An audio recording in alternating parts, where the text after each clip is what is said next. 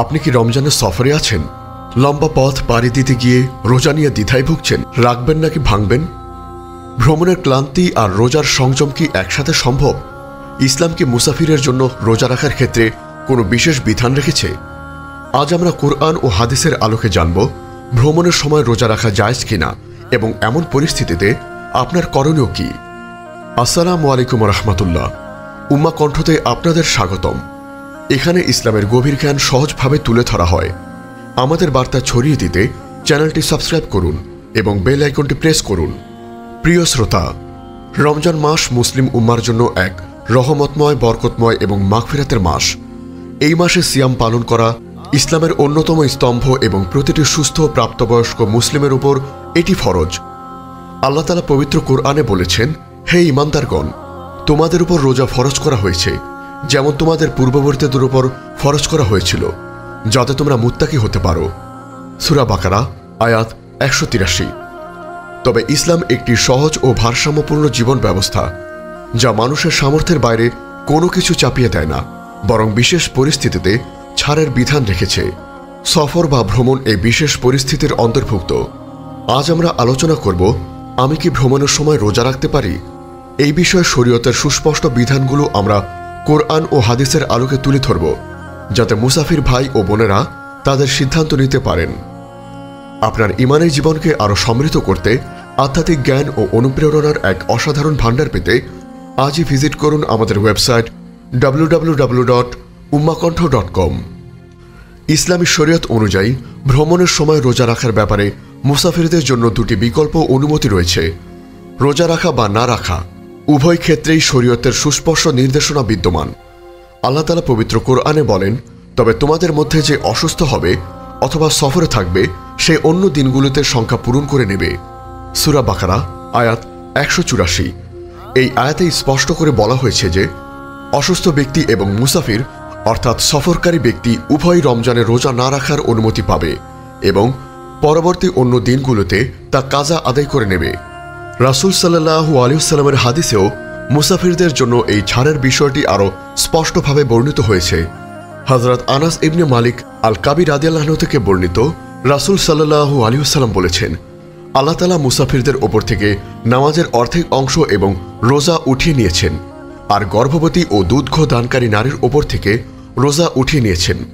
সুনানে আবু দাউদ হাদিস 2408, সুনানে তিরমিজি হাদিস 715, সুনানে নাসাই হাদিস 2277, ইবনে মাজাহ হাদিস 1667। এখানে রোজা উঠিয়ে নিয়েছেন বলতে ফরজ রহিত করা হয়েছে তা বোঝানো হয়নি, বরং কষ্ট লাঘবের জন্য রোজা ভাঙার অনুমতি দেওয়া হয়েছে। ভ্রমণের সময় রোজা রাখা। যদি কোনো মুসাফির রোজা রাখার কারণে কোনো কষ্ট অনুভব না করেন এবং তার জন্য রোজা রাখা সহজ হয়, তাহলে তার জন্য রোজা রাখাই উত্তম। কারণ রমজানের রোজা তার নির্দিষ্ট সময় আদায় করা একটি বড় নেকির কাজ এবং এই মাসেই নেক আমলের সওয়াব বহুগুণে বৃদ্ধি পায়। হযরত আবু সাঈদ খুদরী রাদিয়াল্লাহু আনহু থেকে বর্ণিত, তিনি বলেন, আমরা রাসূল সাল্লাল্লাহু আলাইহি ওয়াসাল্লামের সাথে রমজানে ভ্রমণ করতাম। আমাদের মধ্যে কেউ রোজা রাখত এবং কেউ রোজা ভাঙত। তাদের কেউ কাউকে দোষারোপ করত না। যারা রোজা রাখত না তারা দেখত যারা রোজা রাখছে তাদের কষ্ট হচ্ছে না, আর যারা রোজা রাখত তারা দেখত যারা রোজা ভাঙছে তাদের জন্য সহজ হচ্ছে। সহিহ মুসলিম হাদিস 1119। এই হাদিস থেকে বোঝা যায় যে উভয় ক্ষেত্রেই অনুমতি রয়েছে এবং এটি ব্যক্তিগত সক্ষমতার উপর নির্ভর করে।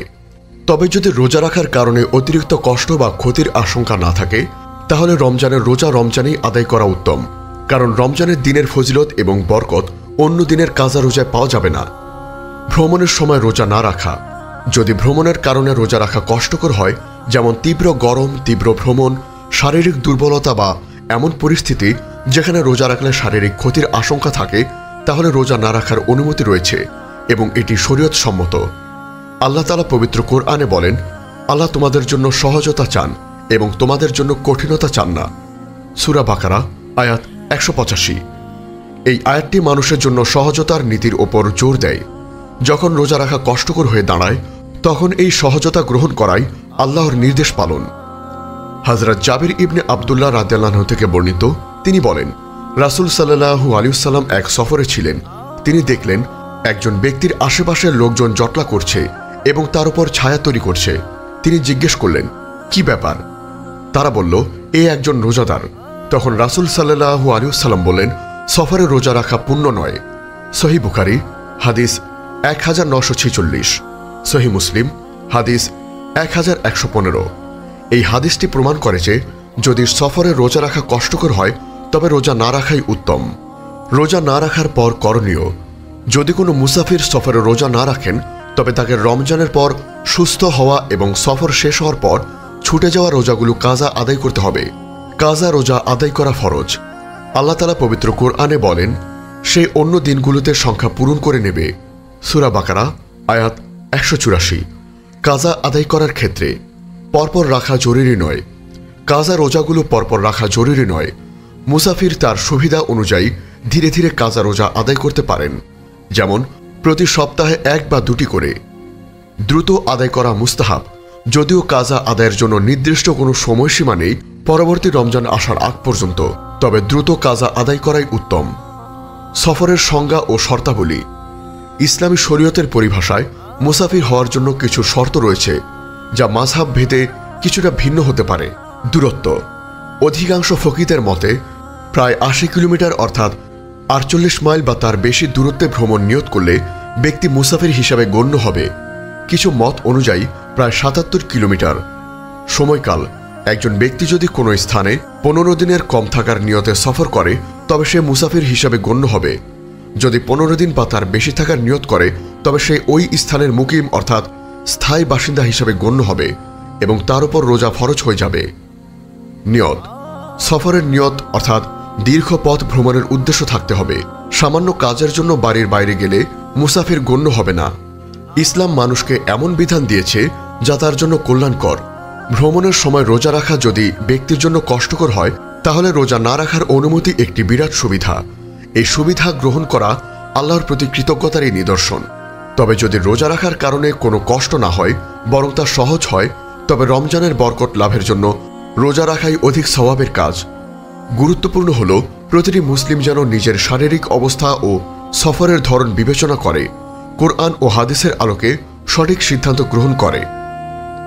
আল্লাহ তাআলা আমাদের সকলকে রমজানের সকল বরকত ও ফজিলত পুরোপুরিভাবে হাসিল করার তৌফিক দান করুন এবং আমাদেরকে তার আদেশ পালনে দৃঢ়তা দান করুন।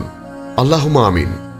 আমাদের এই মহৎ বার্তা ছড়িয়ে দিতে উম্মাহ কণ্ঠ চ্যানেলটি সাবস্ক্রাইব করুন এবং বেল আইকনটি প্রেস করুন। আমাদের ফেসবুক পেজ ফলো করে উম্মাহ কণ্ঠ পরিবারের অংশ হন।